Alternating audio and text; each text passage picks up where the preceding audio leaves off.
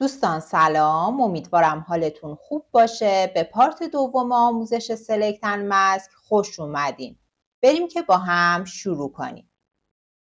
قبل از شروع آموزش نکته‌ای که میخواستم بهش اشاره بکنم اینه که اگر بیام از نوار ابزار یکی از ابزارهای سلکت مثل آبجکت سلکشن رو انتخاب بکنم و بیام این سوژه رو باهاش سلکت بکنم، بعد به پنل لایه ها برم و روی این آیکون یعنی اد لیر ماسک هم کلیک بکنم تا اینجا یه ماسک ایجاد بشه. در این حالت از قسمت پروپرتیز به پنجره سلکت اند ماسک دسترسی دارم. اما اگر نخواستم اینجا یه ماسک رو ایجاد بکنم و بعد از اینکه انتخابم رو انجام دادم خواستم مستقیما به پنجره سلکت اند ماسک برم، در این حالت از منوی سلکت روی سلکت اند ماسک کلیک میکنم تا این پنجره برای من باز بشه و به تنظیماتش در این قسمت دسترسی داشته باشم. موارد بالا رو توی پارت اول با هم بررسی کردیم. گزینه‌های بعدی اسموت، فدر، کنتراست و شیفت اج هستن که به صورت جداگانه توی این قسمت با هم بررسی میکنیم. ابتدا میام تصویرم رو بزرگتر میکنم تا شما بتونید لبه‌های تصویر رو به خوبی مشاهده بکنید. همونطور که میبینین لبه‌های تصویر من الان حالت دندونه و ناهموار داره. اما اگر بیام میزان اسموت رو افزایش بدم این لبه ها حالت صافتری پیدا میکنن.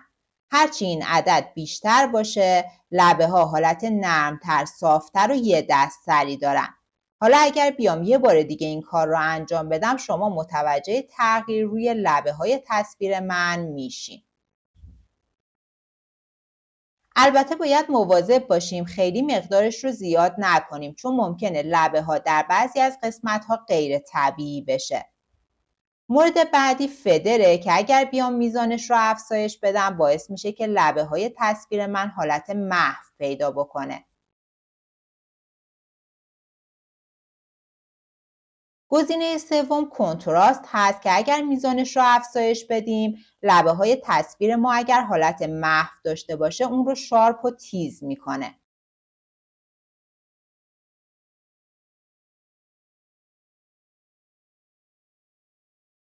گزینه بعدی شیفت اج هست که باعث جابجایی لبه های انتخاب شده میشه. یعنی اگر بیام اینجا عددش رو منفی بکنم همونطور که توی کاد دارید مشاهده میکنین و شما به لبه های انتخاب من دقت بکنین این لبه ها به سمت داخل میرن، از انتخابمون کم میشه و بخش های انتخاب شده ما کوچیک‌تر میشه. اما اگر بیام عددش رو مثبت بکنم همونطور که توی کاد دارید مشاهده میکنین این دفعه لبه های انتخاب ما به سمت بیرون میره، به انتخابمون اضافه میشه و بخش های انتخاب شده بزرگتر میشن.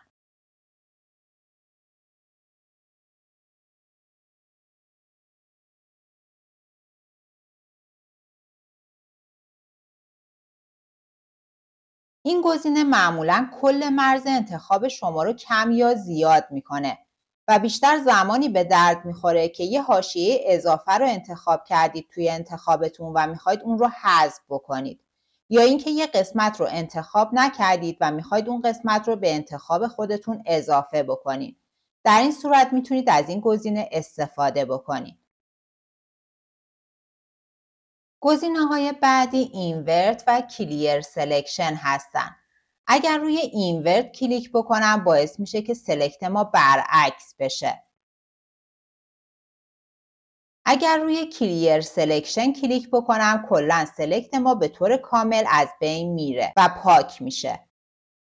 قبل از اینکه ادامه آموزش رو با هم ببینیم اگه دوست دارید سلکت اند ماسک رو حرفه‌ای و کاربردی یاد بگیرین لینک پارت اول رو این بالا براتون گذاشتم، حتما ببینید.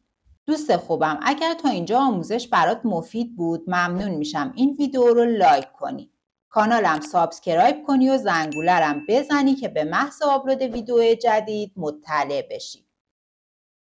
گزینه بعدی کار پاکسازی رنگ ها رو انجام میده. برای اینکه بتونم این گزینه رو توضیح بدم ابتدا میام روی یه تصویر جدید قرار میگیرم و با یکی از ابزارهای سلکت میام سوژه خودم رو انتخاب میکنم. حالا از منوی سلکت روی سلکت اند ماسک هم کلیک میکنم تا وارد این پنجره بشم. اگر بیام تصویر خودم رو بزرگتر بکنم تا شما بتونید لبه های تصویر رو مشاهده بکنین، همونطور که میبینین روی لبه های تصویر من یه هاله نارنجی وجود داره. برای اینکه بتونم این هاله نارنجی رو حذف بکنم یا اون رو کم رنگ بکنم، کافیه که به این قسمت بیام و روی این گزینه کلیک بکنم تا تیکش فعال بشه. با فعال شدن این تیک، هاله نارنجی که اطراف سوژه من بود کم رنگ تر میشه یا به طور کامل حذف میشه.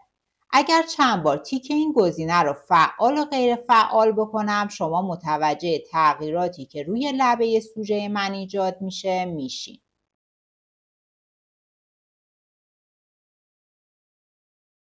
گزینه اماونت میاد شدت این تمیزکاری رو مشخص میکنه. اگر عددش کمتر باشه اصلاح ملایم اتفاق میفته. اما اگر بیایم عددش رو زیاد بکنیم باعث میشه که لبه ها خیلی پاک بشن. گاهی اوقات ممکنه جزئیات رو از بین ببره. پس بسته به سوژه‌تون میتونید تعیین بکنید که این عدد چه مقدار باشه. گزینه بعدی اوتپوت توه که اگر روی این قسمت کلیک کنیم زیر منوش برای ما باز میشه. این مورد خیلی مهمه چون مشخص میکنه که نتیجه انتخاب ما چطوری توی پنل لایه ها نمایش داده بشه. اگر مورد اول یعنی سلکشن رو انتخاب بکنم بعد روی اوکی کلیک بکنم، تصویر به همون حالت اولیه خودش باقی میمونه، فقط یه خط دور یا نقطه چین دور تا دور سوژه ما ایجاد میشه تا بعداً خودمون تصمیم بگیریم که میخوایم اون سوژه رو کپی بکنیم یا براش ماسک بسازیم.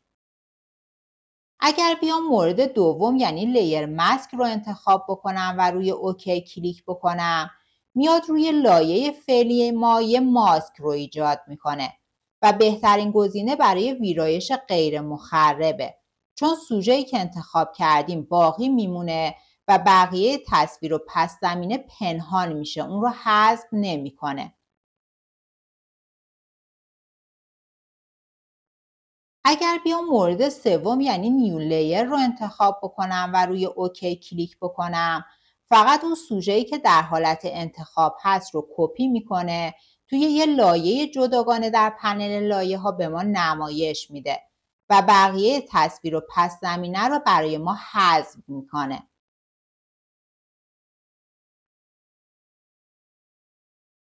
اگر بیام مورد چهارم رو انتخاب بکنم و روی اوکی کلیک بکنم، این دفعه میاد کل لایه رو برای ما توی یه لایه جداگانه کپی میکنه و براش ماسک میسازه.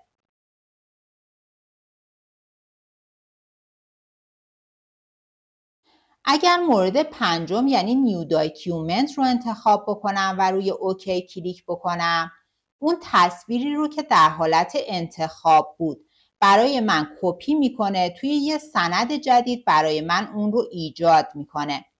یعنی این تصویر اصلی ما بود، میاد سوژه‌ای که در حالت انتخاب کپیش میکنه و اون رو توی یه سند جدید که این سند هست برای من کپی میکنه و پس زمینه رو به طور کامل حذف میکنه.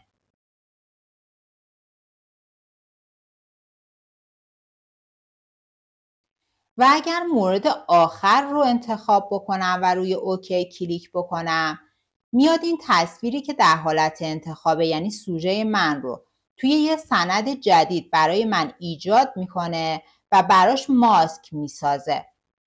این تصویر اولیه من بود، میاد این سوژه رو از اینجا کپی میکنه، وارد یه سند جدید میشه، اون رو برای من اینجا ایجاد میکنه و یه ماسک هم براش ایجاد میکنه. حالا روی یه تصویر جدید قرار میگیرم و از منوی سلکت روی سلکت اند ماسک هم کلیک میکنم تا وارد این پنجره بشم. در سمت چپ یه سری ابزار وجود داره که امروز این موارد رو با هم بررسی میکنیم. مورد اول کویک سلکشن توله که اگر روش کلیک بکنم به حالت انتخاب در میاد. کویک سلکشن تول ابزاری برای انتخاب سریع بر اساس رنگ و بافته. اگر این ابزار رو انتخاب بکنم بعد روی تصویرم شروع به ترسیم بکنم، هر قسمتی که روش میکشم بر اساس بافت و رنگ اون قسمت موارد مشابه رو برای من انتخاب میکنه، بدون اینکه نیاز باشه اون قسمت ها رو با ماوس روش حرکت بکنم و انتخابشون بکنم.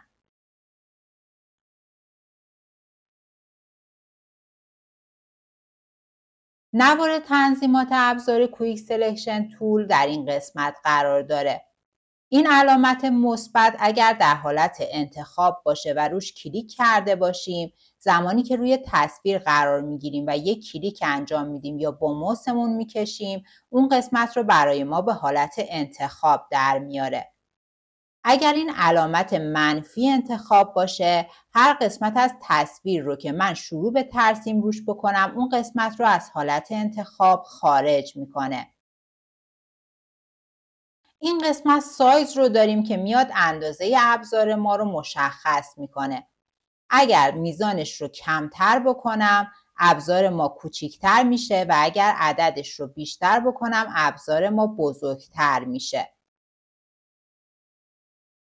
گزینه بعدی سامپل لیرز هست و زمانی استفاده میشه که شما چند تا لایه رو توی پنل لایه های خودتون دارید و میخواید به طور همزمان از چند تا لایه نمونه بگیرید. در این حالت میایید از این گزینه استفاده میکنید. ابتدا من میام سلکت سابجکت و ریفاین هی رو براتون توضیح میدم، بعد برمیگردیم این گزینه رو به طور کامل با هم بررسی میکنیم. فرض کنید ما اینجا تصویری رو داریم که هیچ قسمت از اون در حالت انتخاب نیست. حالا من میام ابزار کویک سلکشن رو انتخاب میکنم، بعد روی سلکت سابجکت هم کلیک میکنم و روی اوکی هم میزنم. در این حالت فتوشاپ میاد به صورت هوشمند تصویر من رو بررسی میکنه و سوژه رو به حالت انتخاب در میاره. و اگر بیام روی گزینه بعدی یعنی ریفاین هیر کلیک بکنم، در این حالت میاد قسمت‌های پیچیده مثل مو یا پرز لباس رو بررسی میکنه و اگر قسمت‌هایش انتخاب نشده اونها رو برای ما در قسمت انتخاب شده وارد میکنه. اگر من بیام تصویرم رو بزرگتر بکنم تا شما به این قسمت از مو دقت بکنین، همونطور که میبینین الان این قسمت‌ها انتخاب نشدن و در این قسمت هم بخشی از پس زمینه همراه موها انتخاب شده. حالا اگر بیام در این حالت ابزار کویک سلکشن رو انتخاب بکنم، بعد روی ریفاین هیر بزنم، میاد این بخش از موها رو بررسی میکنه. اون قسمت هایی که در انتخاب من وجود نداشت، میاد اون قسمت ها رو وارد انتخاب میکنه و اینجا هم که پس زمینه با موها انتخاب شده بود، پس زمینه رو برای من حذف میکنه. حالا اگر بیام تصویرم رو به حالت عادی برگردونم، همونطور که میبینین موها به صورت طبیعی در این قسمت برای من انتخاب شدن. برای اینکه گزینه سامپل لیرز رو توضیح بدم، ابتدا میام روی یه پروژه جدید قرار میگیرم. توی این پروژه اومدم 3 تا لایه رو ایجاد کردم. یه لایه ادجاستمنته که باعث شده رنگ این پروژه یا تصویر من بهتر بشه که اگر خاموش و روشنش بکنم متوجه این موضوع میشید. لایه دوم تصویر این توتیه و لایه سوم من تصویر یک بک‌گراند آبیه. حالا میام روی یکی از این لایه ها قرار میگیرم، یک کلیک میکنم تا انتخاب بشه. از یکی از ابزارهای سلکت مثل آبجکت سلکشن کمک میگیرم و میام شکل این سوژه رو سلکت میکنم. بعد به منوی سلکت میرم و روی سلکت اند ماسک کلیک میکنم تا وارد این پنجره بشم. اگر بیام تیک این گزینه رو فعال بکنم، میاد اطلاعات رنگ و بافت رو از تمام اون لایه هایی که توی پنل لایه ها داشتیم در نظر میگیره و انتخاب رو انجام میده و این اطلاعات رو فقط از لایه‌ای که در حالت انتخاب بود دریافت نمیکنه. اما اگر تیک این گزینه غیر فعال باشه، میاد اطلاعات رنگ و بافت رو برای سلکت کردن سوژه فقط از همون لایه‌ای که در حالت انتخاب دریافت میکنه. پس وقتی این گزینه تیک داشته باشه، به جای اینکه بیاد تمرکز بکنه روی اون لایه‌ای که فعاله، تمام لایه‌های قابل مشاهده توی سند ما رو تحلیل میکنه و سلکت سوژه رو بر اساس محتوای ترکیبی همه این لایه‌ها مثل رنگشون، بافتشون، کنتراستشون یا سایر موارد انجام میده. این باعث میشه که دقت در انتخاب‌های پیچیده بالاتر بره. اگر سوژه شما چند تا لایه داشته باشه انتخابتون رو یکپارچه تر میکنه. مرزهای سوژه رو با دقت بیشتری تشخیص میده و اون رو سلکت میکنه.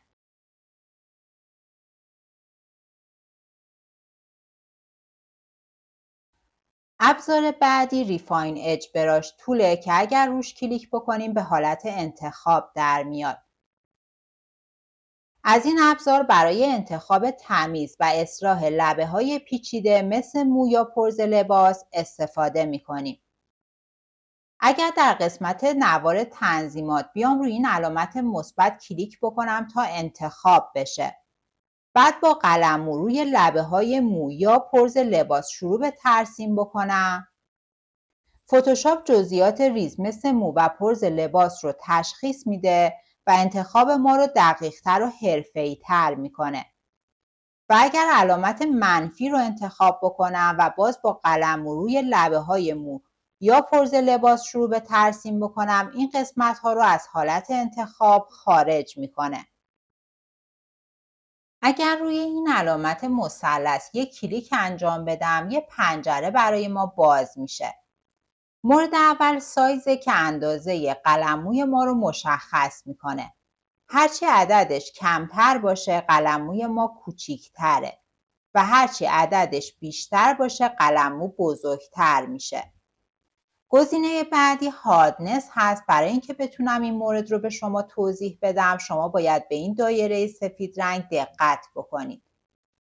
هاردنس لبه های قلموی ما رو مشخص میکنه. یعنی اگر روی 100% باشه همونطور که میبینین لبه های قلموی ما حالت تیز و صاف داره. اما اگر بیام عددش رو کم بکنم یا کلا اون رو روی 0 بذارم لبه های قلموی ما حالت محو و نرم پیدا میکنه. اسپیسینگ هم که فاصله براش رو مشخص میکنه که در قسمت نوار ابزار و ابزار براش به طور کامل براتون توضیح میدم. مورد بعدی انگله که زاویه این قلمو رو مشخص میکنه. تا زمانی که قلموی ما به صورت دایره کامل باشه تغییر زاویه مشخص نیست. اما به محض اینکه بیام قلمو رو از حالت دایره به بیضی تبدیل بکنم میتونم این تغییر زاویه رو به خوبی ببینم. برای اینکه بتونم قلموم رو از حالت دایره به بیضی تبدیل بکنم هم میتونم با موس روی یکی از این دایره ها قرار بگیرم.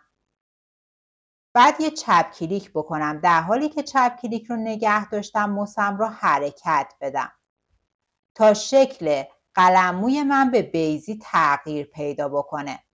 حالا اگر بیام اینجا کلیک بکنم و یه عدد رو وارد بکنم همونطور که میبینین زاویه قلموی من تغییر پیدا میکنه. هم میتونم زاویه رو از این قسمت تغییر بدم همین که روی این مثلث یه چپ کلیک بکنم و در حالی که چپ کلیک رو نگه داشتم موسم رو حرکت بدم.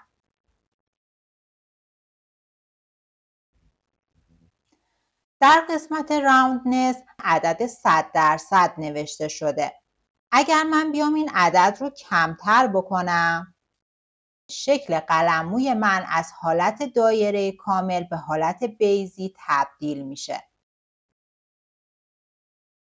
از این قسمت هم ما میتونیم زاویه قلموی خودمون رو تغییر بدیم.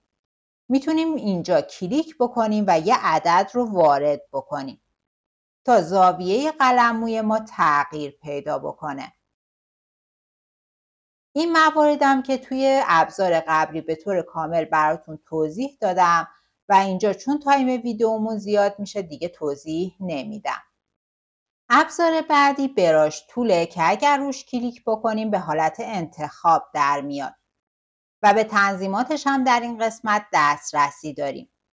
اگر بیام اینجا علامت منفی رو انتخاب بکنم بعد روی تصویرم قرار بگیرم و سوژه رو از حالت انتخاب خارج بکنم بعد علامت مثبت رو انتخاب بکنم و بخوام این سوژه رو مجدداً سلکت یا انتخاب بکنم با موس روی هر قسمتش که قرار بگیرم یک کلیک بکنم یا با موس روی اون قسمت ترسیم بکنم فقط همون قسمت رو انتخاب میکنه و به صورت هوشمند عمل نمیکنه. شکل آهنربا نیست که اگر من روی این قسمت کشیدم بتونه بر اساس بافت یا رنگ این قسمت لبه ها رو تشخیص بده و اون رو انتخاب بکنه.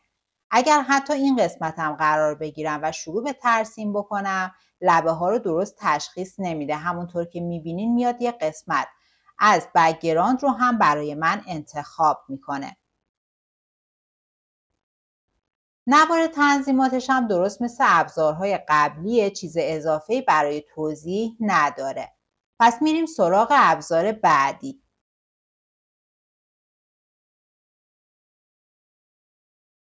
ابزار بعدی آبجکت سلکشن توله که اگر روش کلیک بکنیم به حالت انتخاب در میاد. به تنظیماتش هم در این قسمت دسترسی داریم.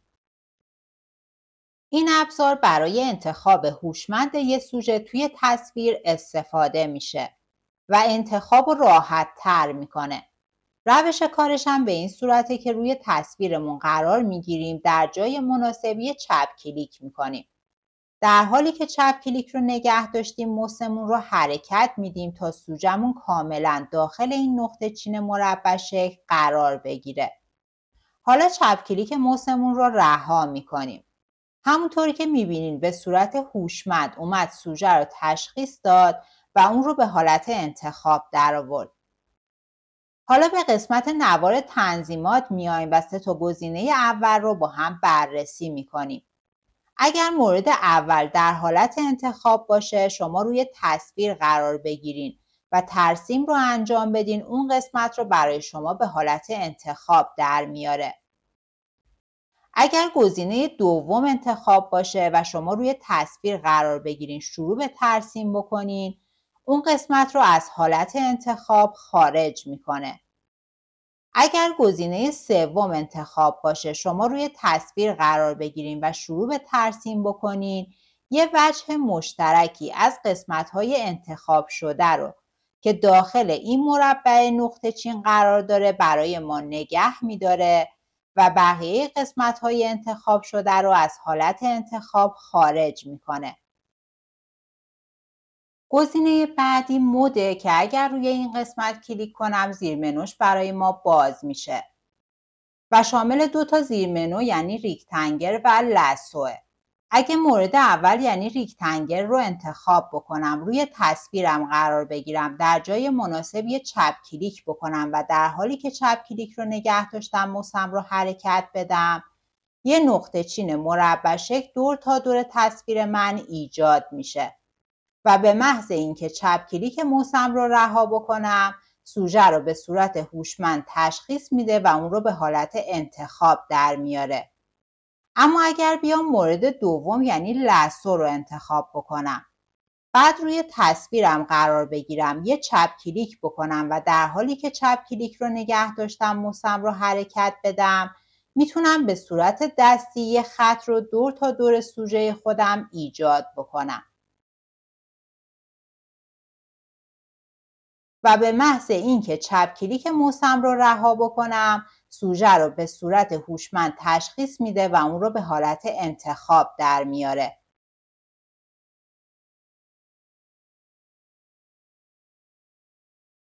ابزار بعدی لاسوه که اگر روش کلیک بکنیم به حالت انتخاب در میاد.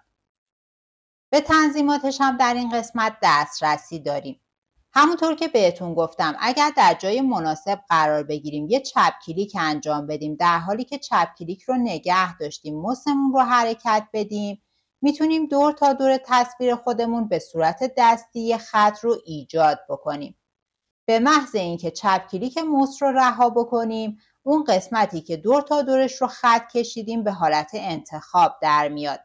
اما همونطور که میبینین این انتخاب دقیق نیست چون نتونسته لبه های سوژه رو به درستی تشخیص بده و فقط همون قسمت هایی که من دور تا دورش خط کشیدم رو به حالت انتخاب در آورده.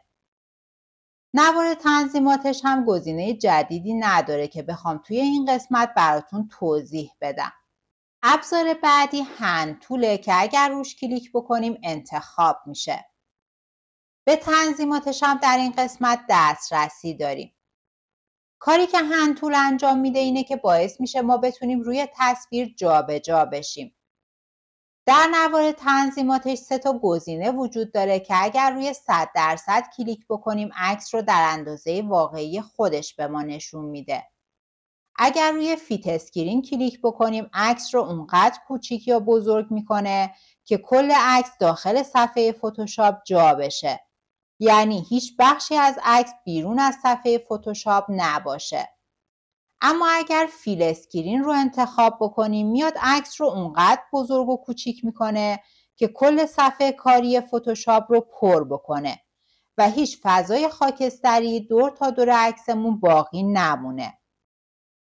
در این حالت ممکنه که بخشی از تصویر ما از صفحه اصلی فتوشاپ خارج بشه و ما به اون بخش دسترسی نداشته باشیم. در این حالت میایم از ابزار هند تول استفاده میکنیم تا بتونیم روی تصویر جابجا بشیم و اون بخش هایی که در حالت عادی بهش دسترسی نداریم رو بتونیم ببینیم. پس با ابزار هند تول روی تصویرم قرار میگیرم، یه چپ کلیک میکنم و در حالی که چپ کلیک رو نگه داشتم موسم رو به سمت پایین، بالا یا چپ و راست میبرم. به این ترتیب میتونم روی تصویرم جابجا بشم و به کل تصویر خودم دسترسی داشته باشم. ابزار آخر زوم توله که کار بزرگ نمایی یا کوچیک نمایی تصویر رو انجام میده. اگر روش کلیک بکنیم فعال میشه. به تنظیماتش هم در این قسمت دسترسی داریم. اگر مورد اول که علامت مثبت داره یعنی زوم این رو انتخاب بکنیم روی تصویر قرار بگیریم، یک کلیک بکنیم یا یه چپ کلیک بکنیم و موسمون رو حرکت بدیم تصویر ما بزرگ نمایی میشه و ما میتونیم از نمای نزدیک بهش نگاه کنیم. اگر مورد دوم که علامت منفی داره یعنی زوم اوت رو انتخاب بکنیم روی تصویر یک کلیک بکنیم یا یه چپ کلیک بکنیم و موسمون رو حرکت بدیم میتونیم تصویر خودمون رو کوچیکتر بکنیم و از نمای دور بهش نگاه بکنیم. اگر تیک این گزینه رو فعال بکنیم و به طور همزمان چند تا سند باز رو توی فتوشاپ داشته باشیم میتونیم به طور همزمان اونها رو زوم این یا زوم اوت بکنیم. و اگر تیک این گزینه فعال باشه شما با موس روی تصویر قرار بگیرین، یه چپ کلیک بکنین و موستون رو حرکت بدین میتونین به نرمی زوم این و زوم اوت بکنین.